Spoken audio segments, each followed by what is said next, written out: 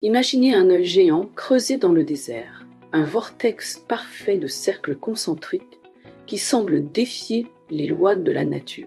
Au cœur du Sahara, en Mauritanie, se trouve la structure de Richa, aussi appelée l'œil du Sahara. Visible uniquement depuis l'espace, cette formation géologique de 40 km de diamètre intrigue les scientifiques, les explorateurs et les amateurs de mystères depuis des décennies. Est-ce une cicatrice ancienne de la Terre ou les vestiges d'une civilisation perdue comme l'Atlantide? Accrochez-vous, car nous plongeons dans les secrets de cette énigme fascinante.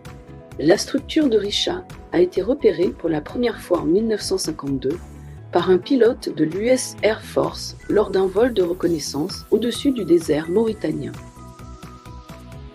À l'époque, les images aériennes révélaient une anomalie stupéfiante, une série d'anneaux concentriques s'étendant sur près de 50 km, formant une forme d'œil quasi parfait. Les astronautes de la NASA, orbitant autour de la Terre, l'ont baptisé l'œil du Sahara en raison de sa visibilité exceptionnelle depuis l'espace. Un repère naturel si frappant qu'il sert même de point de navigation pour les missions spatiales. Sur le terrain, la structure est encore plus impressionnante. Point. Au centre, un dôme rocheux bleuâtre culmine à environ 400 mètres d'altitude, entouré de vallées annulaires qui descendent en terrasses successives. Les anneaux, espacés d'environ 4 km les uns des autres, alternent entre des crêtes résistantes et des dépressions érodées, créant un paysage en bulles géants. Les roches varient des quartzites blancs au schiste sombre, avec des teintes ocre et bleutées qui virent au violet sous la lumière du désert. Peu habitée, la zone abrite quelques nomades et chameaux, mais son isolement à des centaines de kilomètres des routes la rend inaccessible sans 4x4 ou hélicoptère. Des expéditions modernes, comme celle de 2017 par des géologues français, ont confirmé sa symétrie parfaite, mais ses origines restent enveloppées de mystères. Parmi les hypothèses les plus captivantes, celle de l'Atlantide occupe une place de choix. Popularisée dans les années 1970 par des chercheurs alternatifs comme Jim Allen, cette théorie s'appuie sur les descriptions de Platon dans ses dialogues intimes. Et un Critias.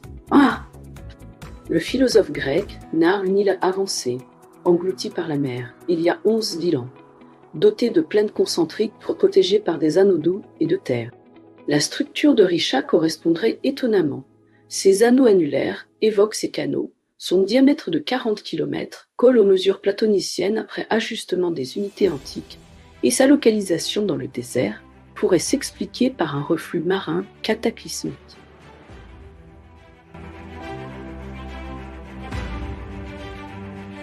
Les partisans soulignent que Richa se trouve près de l'endroit où certains placent l'Atlantide, au-delà des colonnes d'Hercule, potentiellement l'actuel détroit de Gibraltar. Les roches carbonatées centrales, riches en fossiles marins, suggèrent une ancienne présence océanique et des artefacts humains datant de 8000 ans avant notre ère y ont été découverts, indiquant une occupation préhistorique.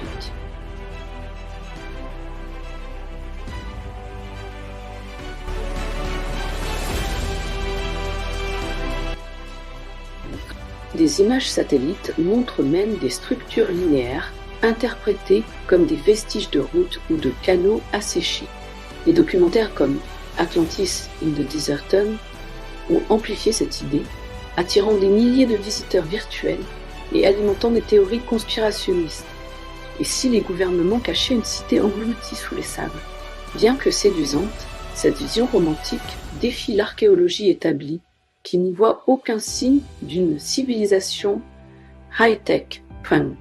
Les géologues, eux, proposent une jeunesse purement naturelle, fruit de millions d'années de force terrestre.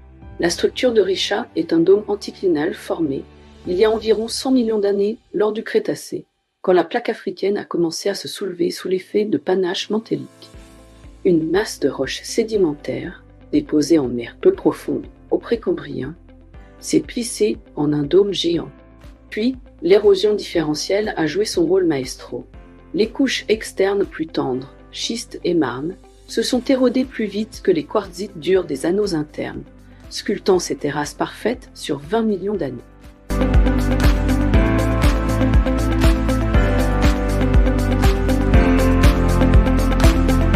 Les études sismiques et des carottages confirment cette origine. Pas de traces d'impact météoritique, contrairement à ce qu'on pensait initialement, mais une stratigraphie cohérente avec un soulèvement tectonique lent. En 2014, une équipe de l'Université de Maurice a modélisé l'érosion, montrant comment le vent saharien et les rares pluies ont poli cette symétrie. Les fossiles marins, reliques d'une mer proto-atlantique qui recouvrait la région. Quant aux artefacts humains, ils datent du néolithique, bien après la formation des outils de chasseurs-cueilleurs, pas de mégalithes atlantes. Les satellites comme Landsat ont cartographié chaque couche, balayant les spéculations extraterrestres ou nucléaires. Pourtant, la perfection géométrique reste un exploit de la nature, rappelant que la Terre excelle à créer des merveilles sans intervention surnaturelle. Aujourd'hui, le débat fait rage entre scientifiques et théoriciens alternatifs. Les géologues maintiennent leur consensus érosif, renforcé par des publications dans Naturgeosciensen. Mais des voix, comme celle de l'archéologue amateur Youssef Aouchiche, suggèrent des anomalies, formations cristallines inexpliquées et alignements stellaires potentiels.